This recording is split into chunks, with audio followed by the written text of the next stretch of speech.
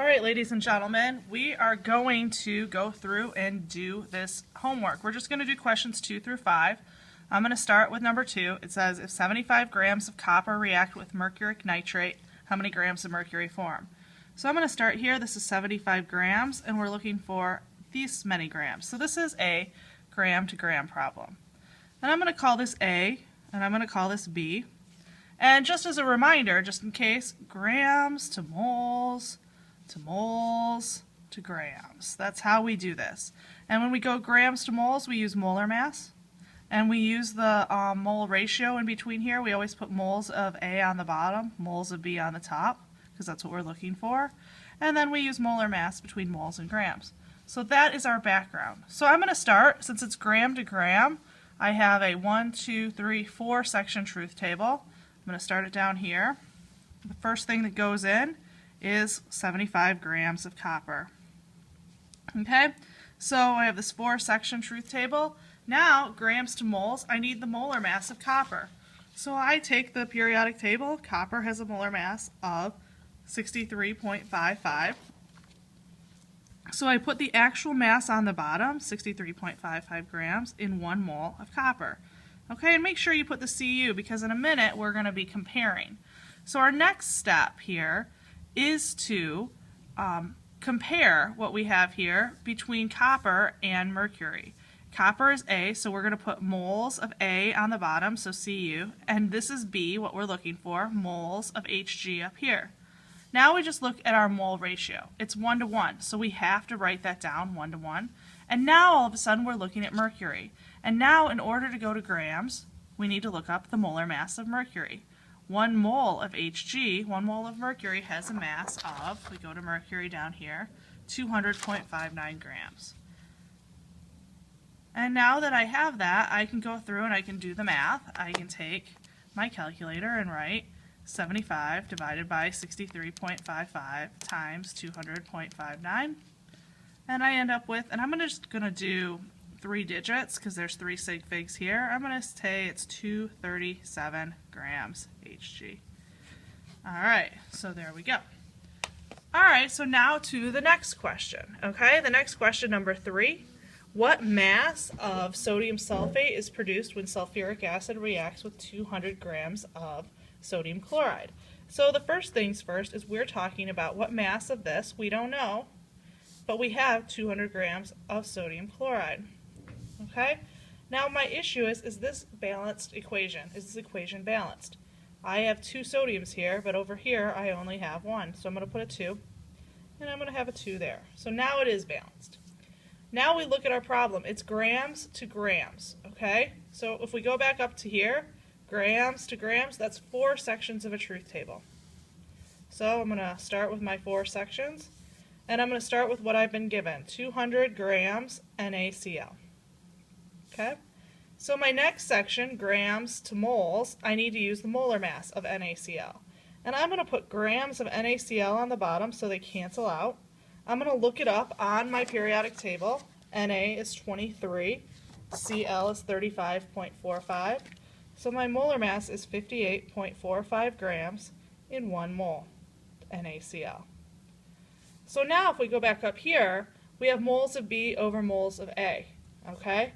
So I think that A is what I've started with, so I'm going to put moles of NaCl on the bottom, and then I'm going to put moles of Na2SO4 on the top. Now we check out our ratio by looking at the balanced equation. What number's in front of Na2SO4? Nothing, so I'm going to put a 1. And what number's here? That's a 2, so I'm going to put a 2 right here. So now we have to the mole ratio part, so now we're up to here, and we need to go to grams. So I'm going to write 1 mole of Na2SO4. And how many grams is Na2SO4? So I get my periodic table and I get my calculator and I look. Na is 23 times 2 plus sodium's 32.07, excuse me, not sodium, sulfur, plus 16 times 4 for oxygen. I get 142.07. So now when we do the math to find our final answer, I'm going to move the calculator kind of down so you can see. Okay, the first thing we do is 200 divided by 58.45 divided by 2 times 142.07. I hit enter and I get 243 grams Na2SO4, sodium sulfate, right there. All right, so now let's try the next one. The next one says how many moles are needed to form 3.5 times 10 to the third moles of Cl2? And they give us this reaction. We have to double check if it's balanced, and I see that this needs a 2 right here, okay, to get the oxygen. So that means this needs a 4, and this needs a 2 right here. So now we're all balanced up, and now I know that I have 3.5 times 10 to the third. I'm just going to take that out. I have this many moles, and it wants to know how many moles here. So this is a mole to mole problem. So if we go back up to the top, this should be just a 2 truth table problem. So I'm going to do it over here. I'm going to start with what I've been given, 3,500 moles Cl2. So mole to mole problem, now I'm going to put my moles of A, that's what I'm given. So I'm going to put moles of Cl2 right here, and moles of what I'm looking for, HCl up here. But I need the mole ratio, so I'm going to look for that. So HCl, the number in front of it is 4. The number in front of Cl2 is 2. And I'm going to do some crazy math. 4 divided by 2 is 2. I bet the answer is 7,000 moles HCl. And I'm going to double check that because you know what? Sometimes I'm not too confident. Times 4 divided by 2. Oh, I got it. That's the right answer. All right, let's try the last one on this page. Okay, so it says how many grams of chlorine gas must be reacted with excess sodium iodide if 10 grams of sodium iodide or sodium chloride are needed. Okay, so that means I need 10 grams of this stuff. And they want to know X grams. So this is a grams to gram problem. So this is going to be a big problem. 4 truth tables or 4 sections. But before I can do it, I need to make sure this is balanced. And I see that there are 2 Cl's here, and I need to put a 2 there. And then I'm going to put a 2 there to balance it all up. So that's pretty sweet. So now it's time to actually do the math. So 4 truth tables, okay, or 4 sections. I'm going to do 10 grams NaCl. And we already found the molar mass of NaCl over here, so I'm going to put 58.45 grams NaCl in 1 mole NaCl.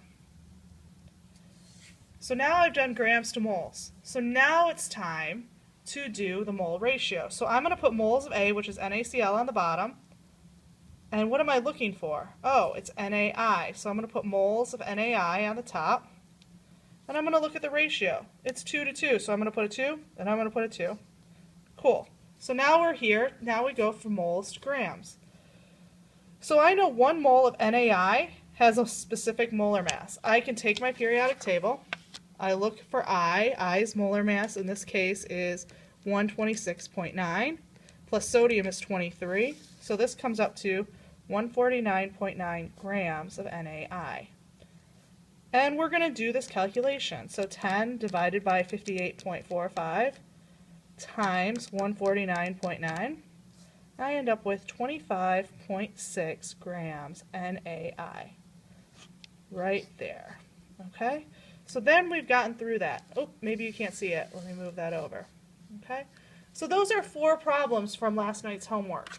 I think that watching this and going through it could help. I hope you have a good day. I'm not going to do the other ones. We'll talk about the other ones later in a different video if we do it. All right, bye.